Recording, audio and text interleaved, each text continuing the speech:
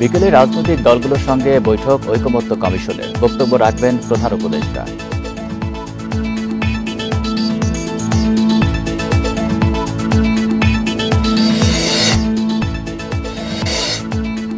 যুক্তরাষ্ট্র, যুক্তরাজ্য, ভারতসহ 10 দেশে বেশিরভাগ অর্থ পাচার, জড়িত এস আলম সহ 10 প্রতিষ্ঠান।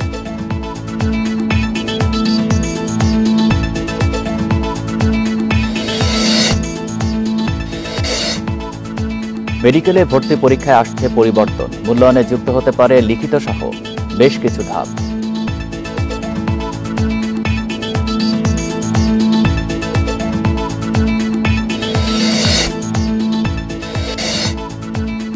আশুলিয়ায় রান্নাঘরে সিলিন্ডার বিস্ফোরণে শিশুসহ দগ্ধ 11। ঢাকা মেডিকেলে বার্ন ইউনিটে ভর্তি।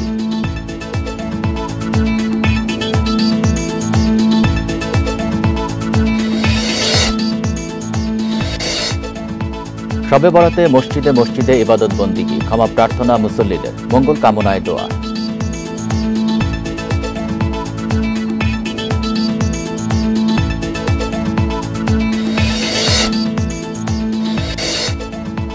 মার্চ থেকে শুরু হচ্ছে কুমিরা সন্দ্বীপ রুটে ফেরি চলাচল, সমীক্ষার পর চালুর তাগিদ বিশেষজ্ঞদের।